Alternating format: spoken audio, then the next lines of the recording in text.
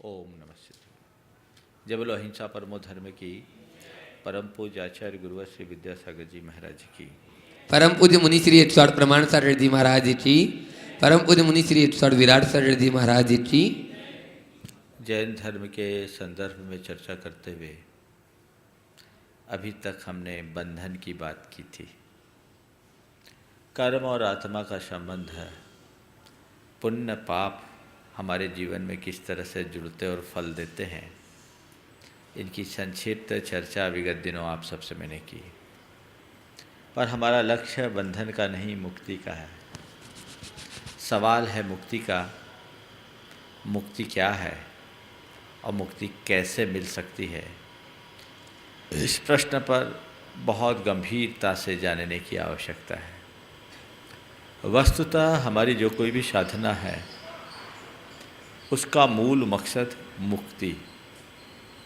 मुक्ति इसलिए कि हम बंधे हैं। जहाँ बंधन है वहाँ परतंत्रता है और जहाँ मुक्ति है वहाँ स्वतंत्रता है। जैन धर्म और प्रत्येक दर्शन ने मोक्ष की बात की है। मोक्ष शब्द मुचलरी धातु से या मोक्ष असने धातु से बना है, जो छूटने या विनष्ट होने के अर्थ में है। कर्मों के बंधन के टूटने पर मोक्ष होता है। सब छूट जाए तब मोक्ष होता है। ये मोक्ष की उपलब्धि कैसे होती? मोक्ष का मतलब ऐसा नहीं कि कोई वेड़ी लगी हो उसे काट दें और व्यक्ति मुक्त हो जाए, कोई पिंजड़ा है उसे खोल दे और पक्षी उड़ जाए। ये बंधन बाहर का बंधन है। यहाँ जिस बंधन से मुक्ति की बात की जाती है वो आत्मा और कर्म के संबंध के विच्छेद की बात है। कर्म और आत्मा का जो संबंध है वो ऐसा नहीं है जैसे पिंजड़े और पक्षी का या गाय और उसके गले में बंधी रस्सी का। कर्म और आत्मा का संबंध तो ठीक वैसा है जैसे दूध और पानी का संबंध, या किसी लोहे के पिंड को अग्नि से तपाया जाए तो अग्नि और लोहे का संबंध। कर्म हमारी आत्मा के एक एक प्रदेश में विद्यमान है, जो हमारे अज्ञान राग देश के निमित्त से हमारी आत्मा से जुड़ते हैं और जुड़ करके जब उनका उदय आता है हमारे लिए नए कर्म का बंध होता है। और ये परंपरा जिसकी चर्चा मैंने विगत 2 दिन पहले आप सबसे की वो चलती है। इस कर्म से जब हमारा संबंध विच्छेद होता है तो मुक्ति होती है और उसी का नाम मोक्ष है। मुक्ति का मतलब है कर्मों का आत्यंतिक क्षय। आत्यंतिक क्षय का तात्पर्य जहां नए कर्मों के आगमन की कोई संभावना न हो और पुराने का पूरी तरह विनाश हो गया हो, उसको बोलते आत्यंतिक क्षय, पूर्ण विनाश। ऐसे कर्मों से जब मुक्ति मिलती है तो मोक्ष होता है।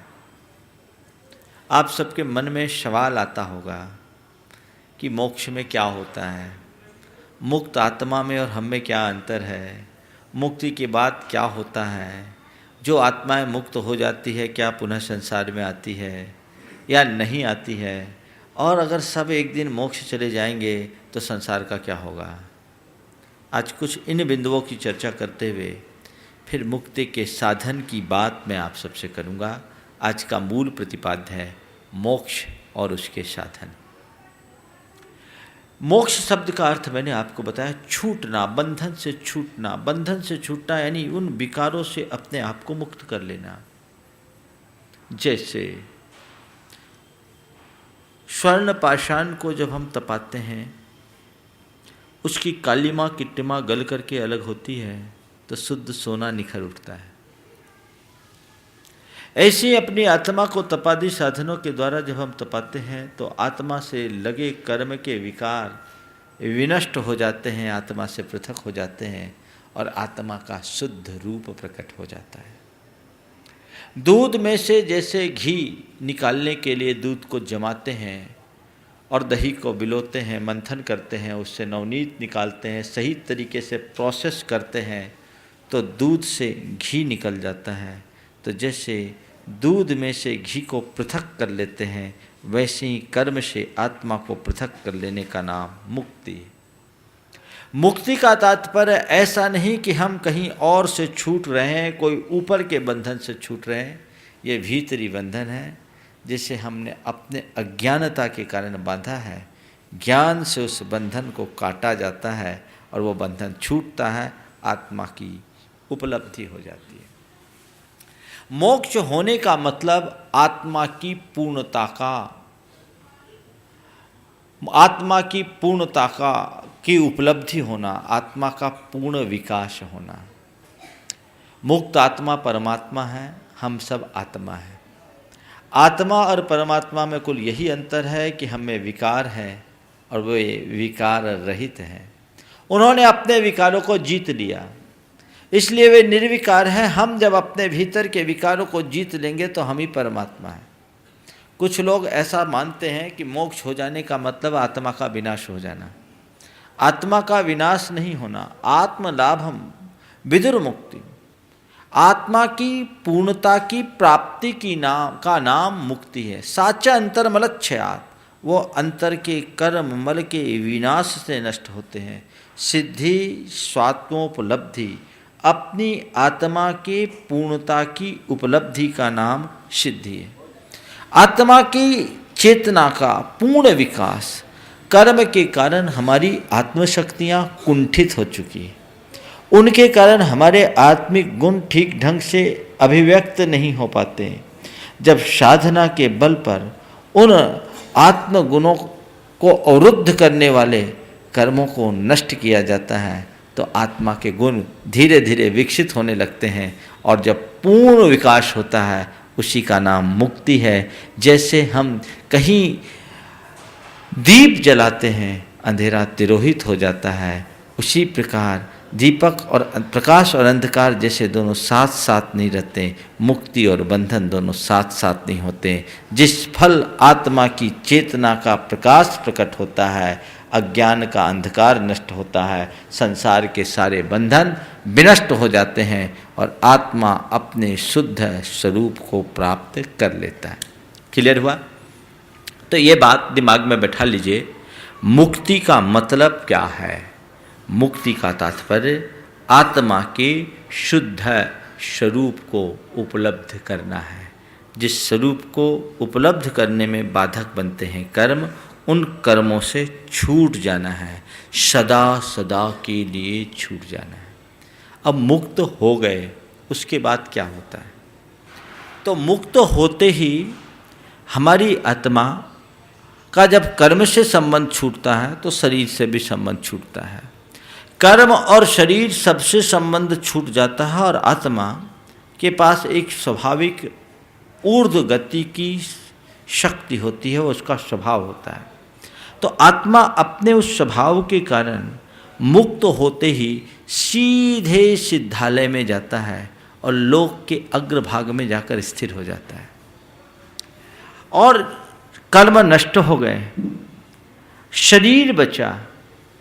इस शरीर के संदर्भ में जैन आगम में 3 प्रकार की प्ररूपणाएं मिलती है। एक प्ररूपणा जो आप लोगों ने पंचकल्याणकों में देखा है कि उनका शरीर कपूर की तरह उड़ जाता है और नख के शेष बचते हैं, उनका देवलोग अंतिम संस्कार करके मोक्ष कल्याणक बनाते हैं। लेकिन इससे प्राचीन परंपराओं में आचार्य पूज्यपाद ने जो उल्लेख किया है वो ये है कि कर्म का विच्छेद होने के बाद भगवान का शरीर ज्यों का त्यों बना रहता है।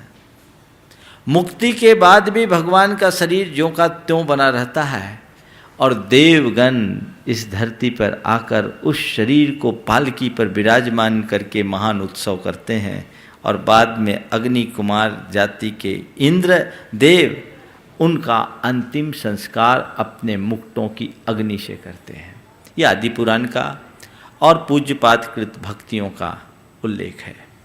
हरिवंश पुराण में इस संदर्भ में ऐसी बात आती है कि भगवान के निर्वाणोपरांत उनका शरीर स्कंद रूपता को त्याग देता है, यानी पूरे वातावरण बिखर जाता है और देवलोग एक कृत्रिम शरीर बनाकर उनका अंतिम संस्कार करते हैं।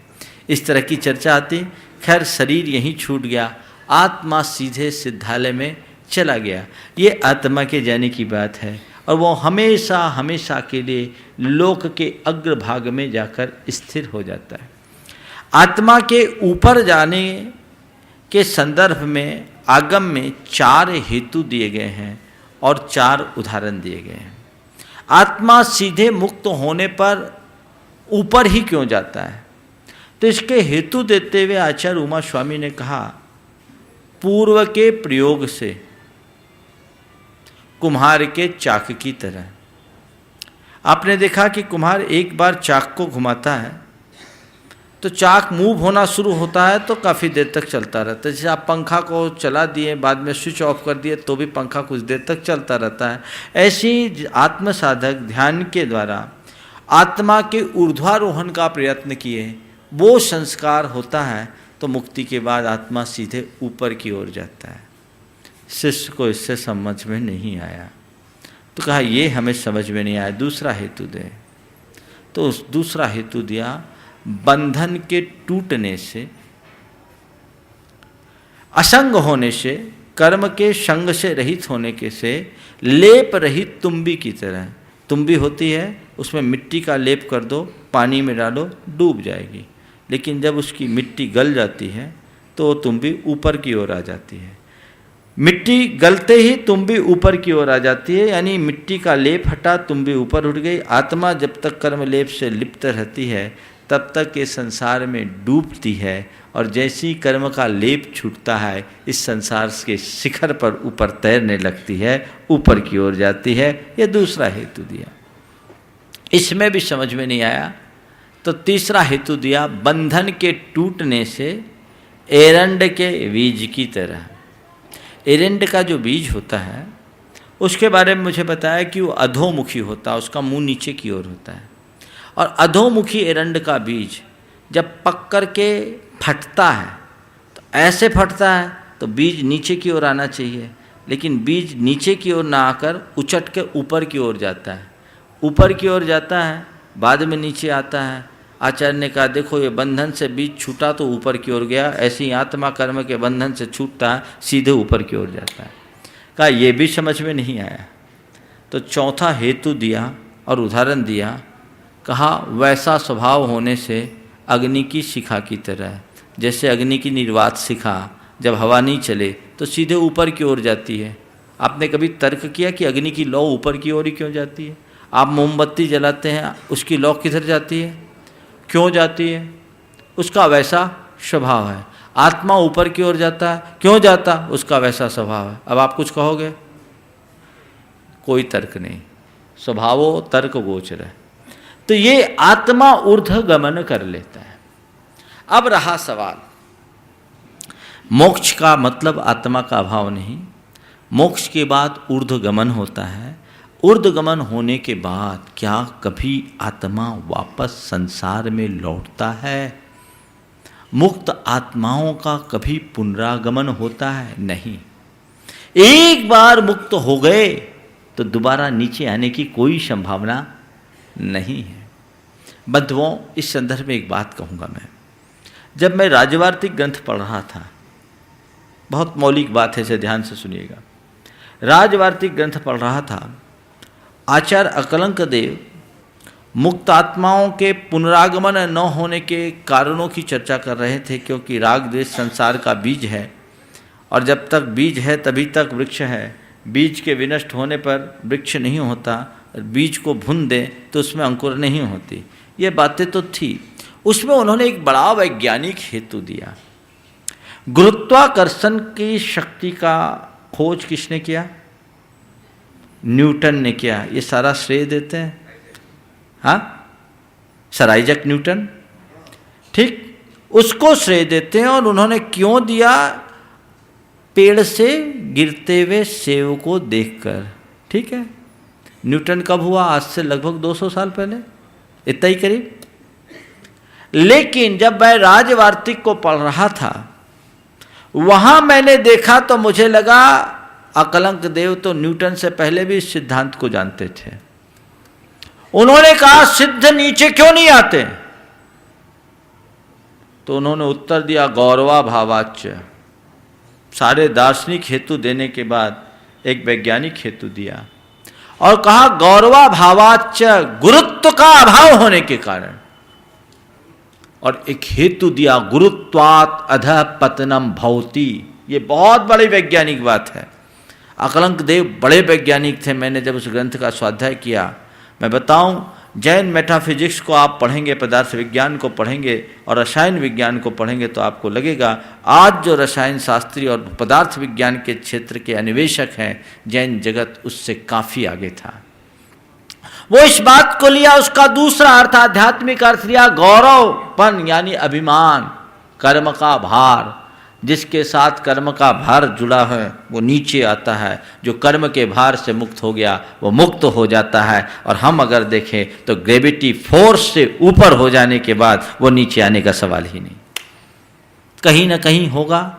हमारे आचार्यों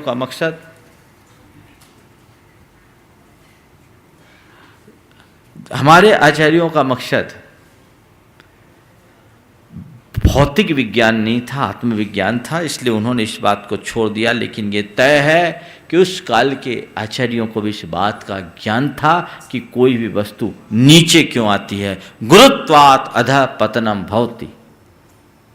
समझ गए?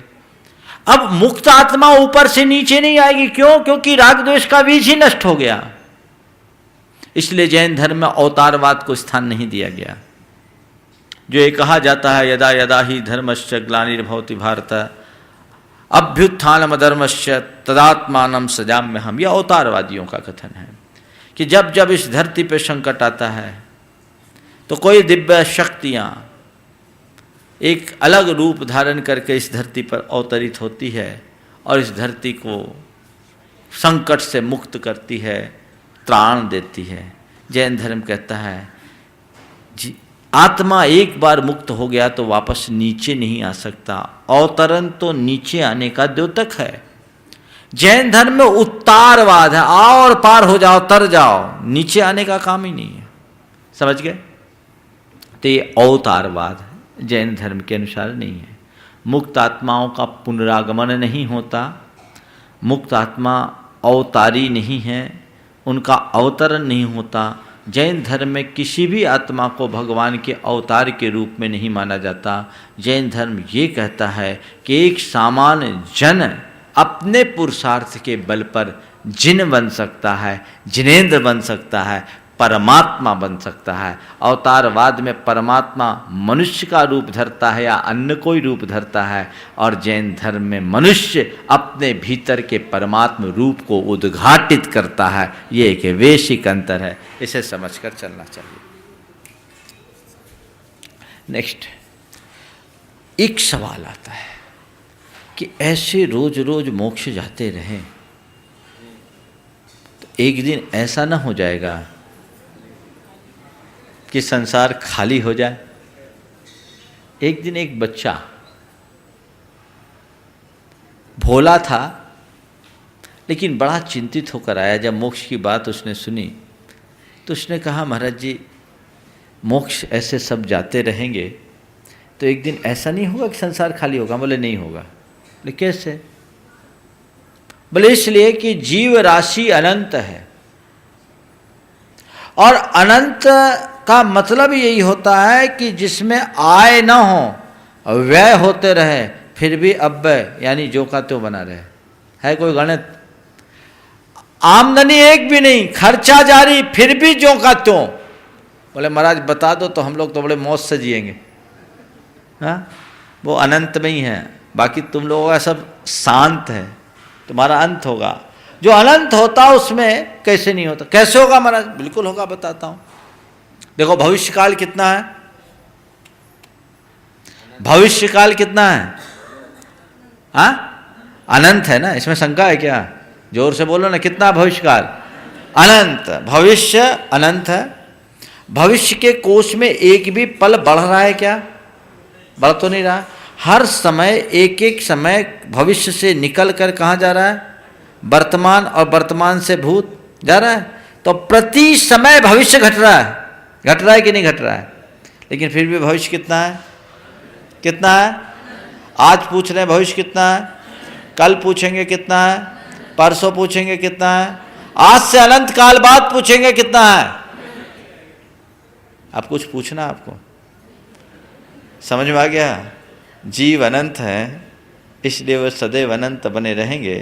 इसलिए कहा जाता है हरि अनंत, हरि कथा अनंता। समझ गए? तो कभी भी संसार खाली नहीं होगा।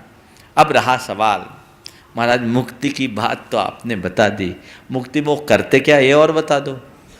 सारा करना धरना छूट जाता है, कुछ नहीं।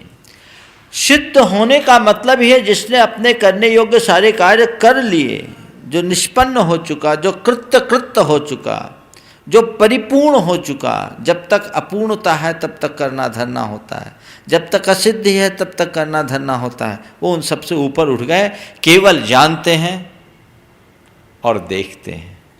एक दिन एक बच्चे ने पूछा, एक युवक ने पूछा, महाराज जी सिद्ध लोग बोर नहीं हो जाते होंगे? हम बोले जिनको बोरिंग फील होती वो सिद्ध होते ही नहीं, वो जानते देखते हैं। अशरीरी, शरीरातीत होकर केवल जानना और देखना और असीम आनंद का अनुभव करना, ये सिद्धों की विशेषता होती है। तो ये सिद्ध की बात हुई। 2 मिनट में कुछ चर्चा और करके आज के प्रश्नोत्तर की बात मैं आप सबसे करूंगा कि महाराज मुक्ति की बात आपने बता दी, मुक्ति की प्राप्ति कैसे होगी। जैन साधना में जो कुछ भी बताया गया है वह सब मुक्ति की साधना के लिए बताया गया है। मैंने आपको कुछ दिन पहले कहा था सम्यक दर्शन, ज्ञान और चारित्र की एकता का नाम मोक्ष मार्ग है। मोक्ष चाहिए तो सम्यक दर्शन को अंगीकार करो, सम्यक ज्ञान को अंगीकार करो और सम्यक चारित्र को अंगीकार करो। ये साधना है और ये साधना हमें मुक्ति कैसे दिलाती है मैं आपको आगे बताऊंगा। और आज ऐसा कहा जाता है इस काल में मोक्ष नहीं है, कहते हैं ना, नहीं है। चिंता मत करें, मैं आपको इस काल में मोक्ष दिलाऊंगा, मुक्ति दिलाऊंगा। चाहिए? हाँ, मुक्ति दिलाऊंगा, प्रतीक्षा कीजिए। मुक्ति दिलाऊंगा, प्रतीक्षा कीजिए। आज नहीं, आज नहीं दिलाऊंगा। आज नहीं तो कल होगा। ये तो पक्का मुक्ति तो होगी, उसमें कोई संशय नहीं। लेकिन इस काल में भी मुक्ति होगी। वो कौन सी मुक्ति होगी उसके लिए आपको प्रतीक्षा करनी है।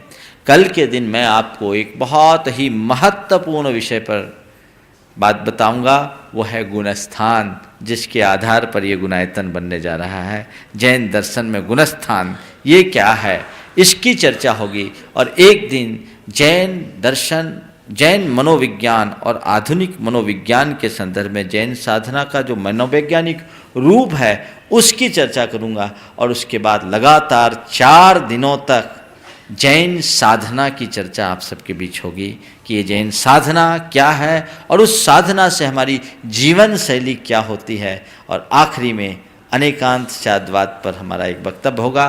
तो कुल मिलाकर 6-7 दिन का आपका ये कार्यक्रम और है। निश्चित वो आप सबके लिए बहुत ही उपयोगी होगा। यदि आप लगन से सुनेंगे आप उसका पूर्ण लाभ प्राप्त कर पाएंगे। आज मैं इस पूरे के पूरे वक्तव्य को विराम देकर शंका समाधान के लिए आगे बोल रहा हूँ। बोले परम पूज्य आचार्य गुरु श्री विद्यासागर जी महाराज की। बोले परम पूज्य मुनि श्री 108 प्रमाण सागर जी महाराज जी की। परम पूज्य मुनि श्री 108 विराट सागर जी महाराज जी की। हमारे बीच में जैसा ही कल मैंने बताया था और आपने देखा भी, डॉक्टर के.एम. रंगवाल, कल्याण मंदिर रंगवाल पूना से यहाँ पर उपस्थित हैं। आज प्रथम प्रश्न वे रखेंगे, उसके बाद में श्रीमती कमला राजकुमारी जैन टड़ा सागर तैयार रहेंगे। चले आए वे भी। महाराज श्री लता रंगवाल गया से पूछ रही हैं, एक बहू और सास का रिश्ता माँ बेटी की तरह कैसे बनाए? महाराज श्री मार्गदर्शन देने कृपा करें। बहू और सास का रिश्ता माँ बेटी की तरह कैसे बनाए? रिश्ते बनाए नहीं जाते, रिश्ते बनते हैं। बनाए जाने वाले रिश्ते कृत्रिम होते हैं और बनने वाले रिश्ते अच्छे होते हैं, टिकाऊ होते हैं।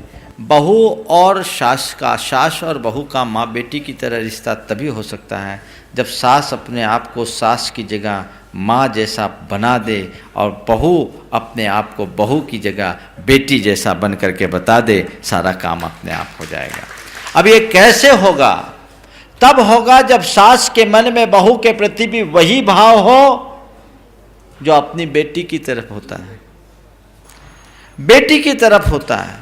वैसा भाव हो, लेकिन ऐसा आजकल देखने में कम आता है।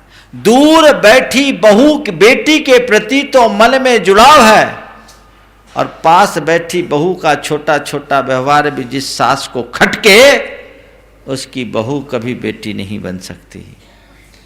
दूर बैठी मां को जो रोज याद करे और पास में रहने वाली मां की जो उपेक्षा करे, उस बहू के अंदर कभी सास के प्रति मां का रूप दिख ही नहीं सकता। इसलिए दोनों चीज़ों को ध्यान में रखना होगा, और ये प्रेम और आत्मीयता की बुनियाद पर ही संभव है। वो सास और वो बहू निश्चित धन है जो अपनी बेटी को बहू माने, और जो अपने बहू को बेटी माने और सास को मां माने। आगे। त्रिवार नमोस्तु गुरुदेव। अभी अभी मुक्ति के बारे में गुरुदेव आप बता रहे थे, मोक्ष के बारे में कहाँ रहे थे, मगर एक श्रावक के नाते मैं जानता हूँ कि मोक्ष मार्ग के लिए एक गुरु की ज़रूरत होती है। गुरु के बिना मोक्ष मार्ग नहीं मिलता है। आपको विद्यासागर जैसे गुरु मिले, इसीलिए आपके कदम तो आगे आगे बढ़ते जा रहे हैं।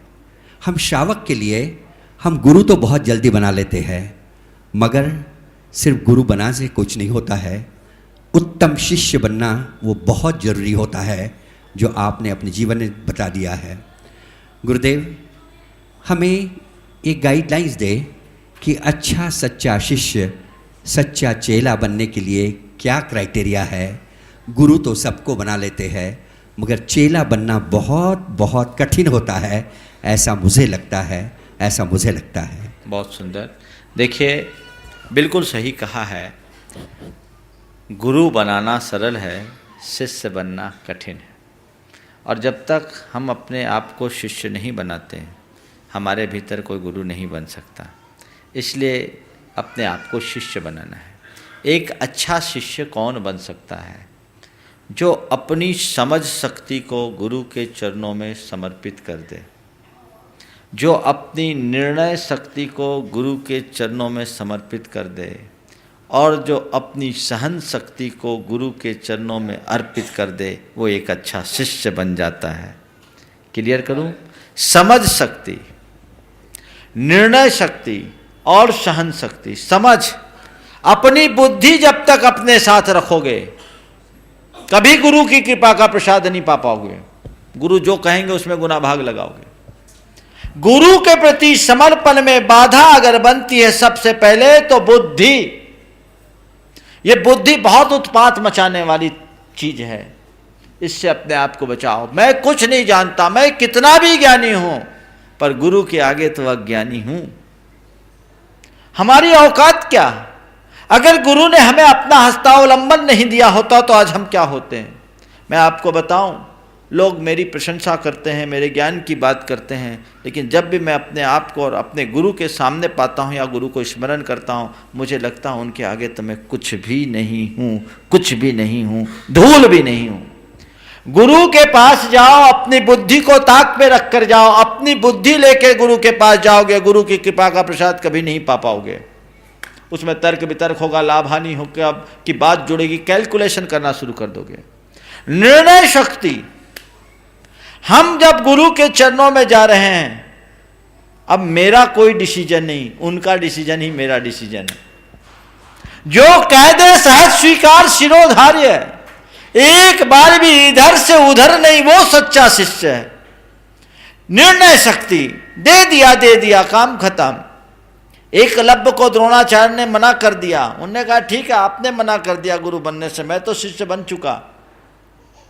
और एकलव्य ने अपनी सारी बुद्धि को एक तरफ रख करके, तर्क को एक तरफ रख करके, मिट्टी के उस द्रोणाचार्य से वह सब कुछ सीख लिया जो अर्जुन उनसे साक्षात नहीं सीख पाया। ये समझ शक्ति को समर्पित करने का और निर्णय शक्ति को समर्पित करने का परिणाम है। और ये दोनों चीज़ों के साथ सहन शक्ति अगर बढ़ जाए, गुरु की सब बात को सहन करने की शक्ति हो, अच्छी बात को भी और बुरी बात को भी, क्योंकि गुरु कुम्हार शिष्य कुंभ है, गढ़ गढ़ काले खोट और अंतर हाथ संहार के बाहर मारे चोट। गुरु चोट करते हैं, ऐसी चोट करते हैं जिससे सामने वाला बौखला जाए।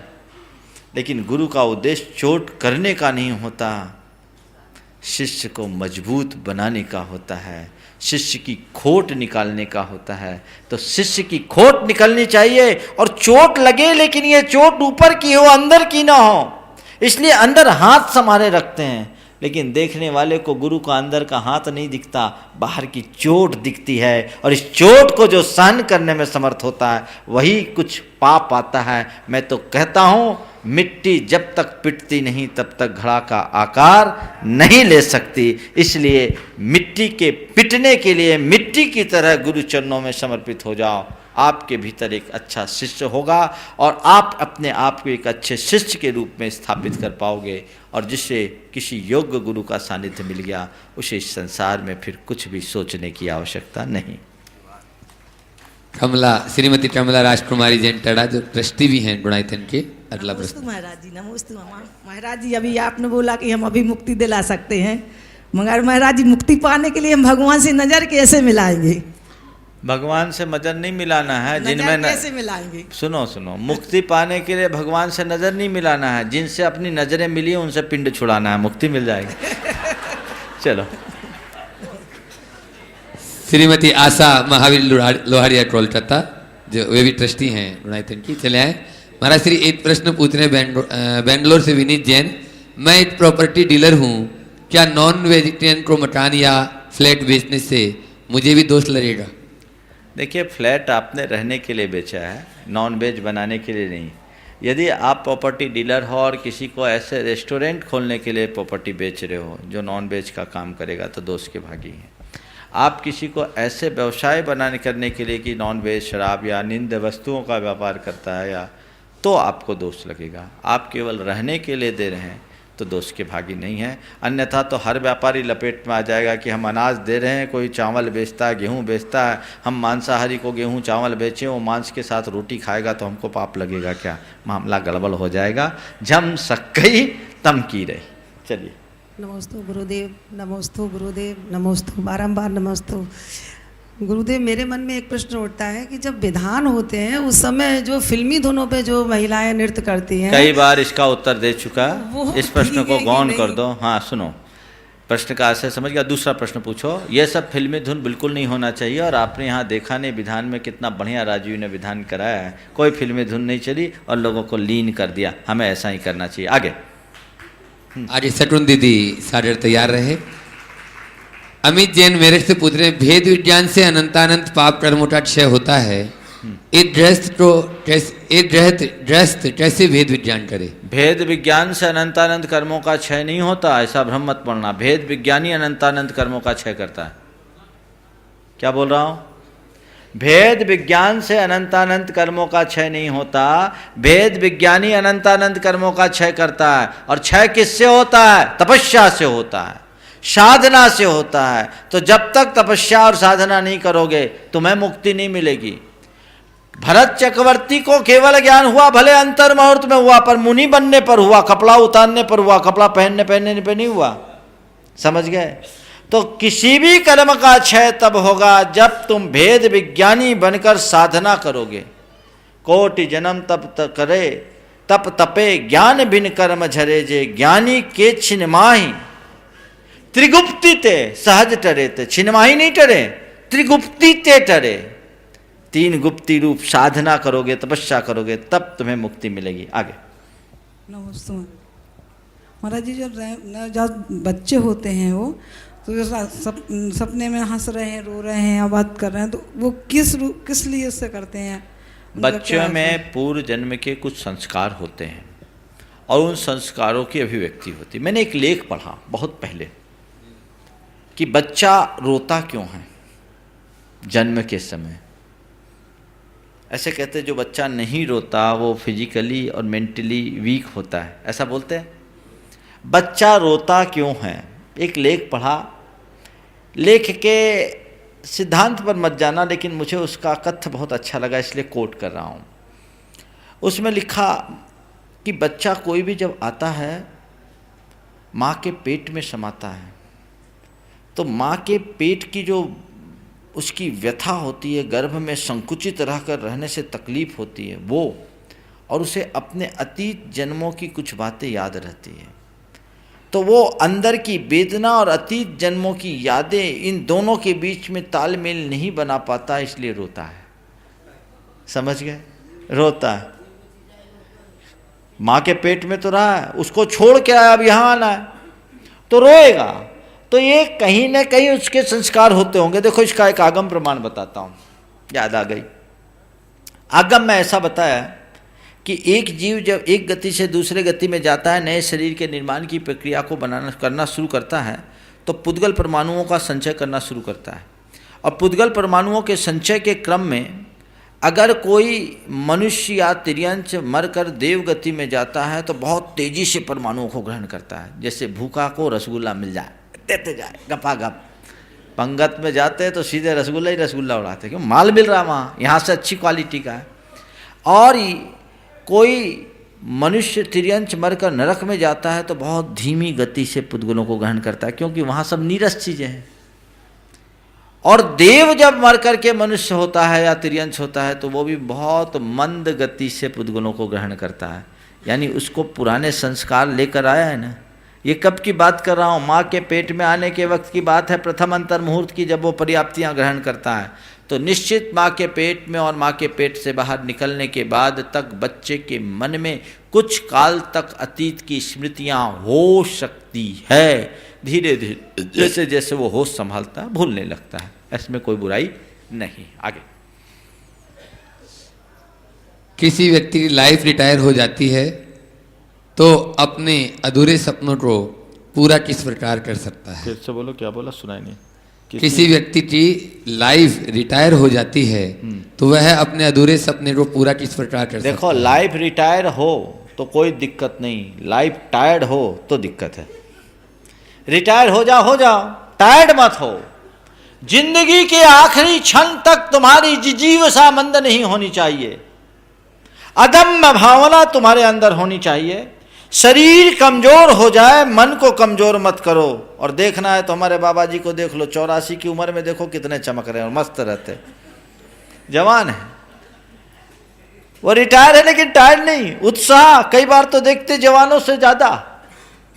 कुछ करने का भाव, कुछ करने का जज्बा मन में हो, उत्साह और उमंग मनुष्य के मन में हो तो सारे काम अत्यंत सहज हो जाते हैं।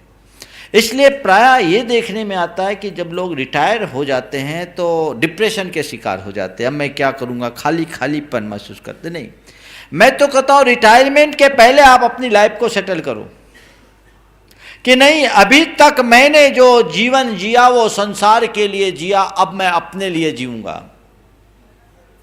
अब जिन सपनों की बात की जाती वे सपने तो एक दिन टूटने ही हैं। संसार में किसी के सपने पूरे नहीं होते। मुझे उन रंगीन सपनों को गढ़ना भी नहीं है, पूरे भी नहीं करना। मुझे तो जो अपना उसको देखना है और उसकी तरफ दृष्टि रखें, अपने आत्मा के उद्धार के विषय में सोचें तो जीवन में निश्चित कामयाबी होगी। मैंने एक दिन इस पर काफ़ी विस्तार से चर्चा की, इसलिए पुनरावृत्ति नहीं करना चाहता। अनिल जैन मेरे से पूछ रहे हैं, जिन मंदिर के बाहर शेर हाथी विराजमान करने का क्या महत्व है? शेर हाथी आदि की ये सब चीज़ें जो बनाई जाती हैं, ग्रास की भी रचना होती है, बागले की भी रचना होती है, ये एक वास्तुशिल्प का विधान है। इसके विषय में ऐसा कहा जाता है कि खोटी शक्तियों का संचार रुक जाता है। विभिन्न प्रकार की आकृतियाँ आप देखते हैं, शेर है, मुंह ऐसे निकला हुआ है, उसके पास हाथी है, ये सब है। इनको बागले बोलते हैं, ग्रास बोलते हैं, एक समुद्री जीव होता है। वो सब नीचे के थरों में ये जो मंदिर बनते हैं पुराने शिल्प के, उसके हिसाब से बनते हैं, तो वो उसमें कोई बुराई नहीं है। आगे, उदयपुर से महाराज जी सज्जन पूछ रहे हैं, ये आपका प्रतिदिन संकट समाधान देते हैं और बोल रहे हैं, मैं एक पापी आदमी हूँ, मेरे हाथों बहुत पाप हुए हैं, मैं मोक्ष मार्ग की तरफ चलना चाहता हूँ, बस आप आशीर्वाद दें, मैं कैसे बढ़ूँ? देखिए, मैं इतनी बात कहता हूँ आपको, यदि आप अपने आप को धर्मी मानते हो तो हमेशा सोचो कि मुझसे पाप न हो। मैं धर्मी हूँ, मैं 24 घंटे सोचता हूँ कि मुझसे कोई पाप न हो जाए, मैं सावधान रहता हूँ। धर्मी व्यक्ति को चाहिए कि मुझसे पाप न हो, ऐसी सावधानी रखे। और पापी व्यक्ति, आप अगर अपने आप को पापी मानते हो तो सोचो मुझसे जितना बने धर्म कर लूँ, जब मौका मिले धर्म कर लो, तर जाओगे। पापी ये सोचे कि मैं धर्म करूं और धर्मी ये सोचे कि मैं पाप न करूं, सारा काम हो जाएगा। पापी कितना भी पापी है, जितनी देर धर्म करेगा पवित्रता होगी और उसका धर्म ही उसको पाप से मुक्त कराएगा। और धर्मी यदि पाप करेगा तो धर्म से भ्रष्ट हो जाएगा। इसलिए दोनों चीज़ों को ध्यान में रखें। आपने अपने जीवन में अब तक पाप किया, अपनी चेतना को जगाओ और अब अपने पापों को साफ करने का रास्ता अपनाओ। ऐसा कोई पाप नहीं जिसे साफ नहीं किया जा सकता। और हर प्राणी का अतीत यही बताता है कि उसने अपने जीवन को पापों से भरा है। अगर वर्तमान देखे तो उसे साफ कर सकता है। आचार्य गुरुदेव ने मूक माटी में कहा है, उसे सुना करके मैं आज के इस पूरे के पूरे प्रसंग को विराम दे रहा हूँ कि संसार में अभी है समय, संसार के जितने भी प्राणी हैं, हर प्राणी का इतिहास मिलेगा। अपावन अपावन अपावन ही रहेगा। हर प्राणी का इतिहास मिलेगा, अपावन अपावन अपावन ही रहेगा। इतिहास मत देखो, भविष्य देखो। मैं तो ये कहता हूँ, हर संत का एक अतीत होता है और हर अपराधी का एक भविष्य। हर संत का एक अतीत होता है और हर अपराधी का एक भविष्य। आज जो संत है वो अनादि से संत नहीं है, अतीत में वो भी कभी अपराधी रहा है। और जो आज अपराधी वो अनंत काल तक अपराधी बना रहे, ऐसी कोई बात नहीं। भविष्य में वो भी संत बन सकता है। अपने भीतर के उस भविष्य रूप को, भावी रूप को प्रकटाओ, तुम्हारा भी उद्धार हो जाएगा। पंडित सज्जन जैन रंजवासोदा वो प्रश्न पूछना चाह रहे हैं, आ जाएं, चले आएंगे। महाराज जी दिल्ली से सागर जैन पूछ रहे हैं। उनको तो लास्ट। नमस्ते महाराज जी, किसी ने प्रश्न पूछने को कहा था कि जब बेटी ससुराल जाती है और ससुराल में जाने के बाद में कुछ समय बाद व्यापार में वृद्धि रुक जाती है या किसी की मृत्यु हो जाती है तो उस बहू पे उलाहना मिलती है, तो बहू का मतलब दोष है कि उस देखिए निमित्त नैमित्तिक संबंध होता है। ये सब किसी किसी का कर्म किसी के अनुरूप चलता है। ये बड़ा विस्तृत विवेचना की अपेक्षा रखता है। मैं सोचता हूँ इस प्रश्न को आज स्थगित रखा जाए, कल इस पर विस्तार से बात किया जाए। ये एक बहुत अच्छा एक शब्द आता आगम में, दाय भाग।